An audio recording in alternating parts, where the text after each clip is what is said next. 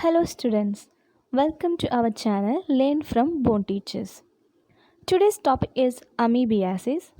It is the part 7 video from the chapter Human Health and Disease. What is amoebiasis? The disease has another name, amoebic dysentery. The dysentery word is already familiar for you. It is the inflammation of intestine followed by bloody diarrhea, or simply we can say loose motion with the blood. Here, the dysentery caused by amoeba. That's why it is called the amoebic dysentery. So, the pathogen is amoeba. Scientific name is Endemoeba histolytica. It's a protozoan parasite.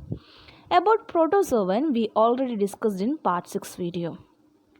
Amoebiasis occurs worldwide, especially found in people with poor sanitary and hygiene practices. The source of infection of this disease is feces or the stools, or we can say the human excreta, containing the cyst of amoeba. Like Plasmodium, amoeba also has different life stages. And we are getting this disease when the cyst stage of amoeba enters into our body. So the infectious stage of amoeba is cyst. It is round in shape. This cyst can survive several days in feces or stools, water, sewage, and soil in the presence of wetness and a low temperature. The infectious dose can be a single cyst. That is, if one single cyst enters into our body, that can cause amoebiasis. Now let's talk about the transmission. How we get the infection.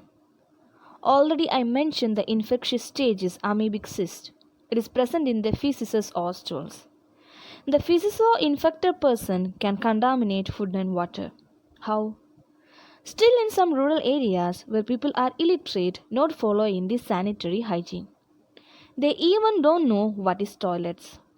They do all their sanitary purpose in open area or the banks of river. So the feces reaches the water. If the man has amoebic infection, his stool definitely possesses amoebic cyst. This can contaminate the water. If accidentally someone drinks such water, the person gets amoebiasis. Same way, our food can be contaminated. See this image. Some vegetables are grown under soil, so at harvesting time, definitely it is covered with mud and soil. Before selling these vegetables, the farmer has to wash it. Sometimes there is a chance if the farmer is washing all these vegetables in a contaminated water or sewage, the surface of vegetable also have the cyst of amoeba. And if without proper washing, if you're trying to eat, definitely will get the infection. Another chance to get the amoebic infection is through the housefly. So we can say the vector or the carrier of the pathogen can be housefly. Housefly goes and sits all the wastes. Sometimes it can be the human stools or excreta. Then their minute legs carry the cyst of amoeba. With that, if they come and sit on our food and without noticing if we are consuming that food, it leads to infection. Move on to the infection. So by consuming contaminated food and water, cyst enters to body and it reaches stomach. Endemoeba histolytica cyst has the strength to resist our strong gastric acid in the stomach. So it survives inside our stomach and slowly move on to the intestine. The cyst undergoes fission and forms plenty number of trophozoite stage of amoeba. The trophocytes prefer to live in the large intestine, especially the ascending colon and the rectum. There it severely infects the intestine. They secrete powerful proteolytic enzyme citrulline. It erodes the mucous membrane of intestine causing bleeding ulcers. It leads the patient to pass out blood and mucus with the stools. Trophocyte undergoing reproduction and form cyst. So the stools definitely contains the cyst. See this figure. The matured cyst enters into body. It reaches intestine. We get inflammation. Through stools, the man passes out both cyst and trophocyte form of amoeba. The trophocyte form never caused the infection. The reason is that if the trophocyte reaches our stomach, it is killed by our gastric juice. Only the cyst form has the resistance against gastric juice. Don't think that amoeba infection is going to restrict in the intestine area. It is highly invasive. If it is left untreated, through portal veins, trophocyte migrate to liver and cause liver infection. Same way, through bloodstream it reaches heart, lungs and brain and even can cause death. Now let's see the symptoms. First one, of course, dysentery, diarrhea with blood or mucus. So it is also called the bloody diarrhea. Abdominal pain. With irregular period, constipation occurs. What is constipation? Difficulty in passing out of stool. Fatigue or tiredness. Abdominal tenderness. What is abdominal tenderness?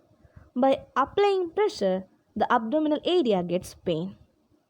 Occasional fever and person started to lose weight.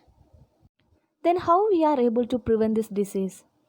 The best way of prevention of amoebiasis is to prevent contamination of water, food, vegetables and fruits with the human feces. For that, first we have to conscious about our sanitation. That includes safe disposal of human excreta. And everyone has to follow the elementary sanitary practice, that is washing hands after defecation and before eating. Then food hygiene. The first thing we have to avoid taking food from unhygiene places. Then completely cook the food to kill the amoebic cyst. If you are using uncooked veggies and fruits, first wash with running water. If possible, peel off the skin. So if any cyst present over the skin, it will be removed. Or you can put the veggies and fruits in acetic acid or vinegar. It will disinfect the cyst. If we talk about water hygiene, it is proved that chlorination of water will not remove amoeba. So it is better we consume only filtered or completely boiled water. Move on to diagnosis of amoebiasis.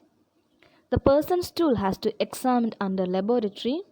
Presence of cyst can be confirmed under microscope. Amoebiasis is cured by the medicine metronidazole. So this is all about amoebiasis. Hope you like the session. Please subscribe our channel, like and share the video. And thank you for watching.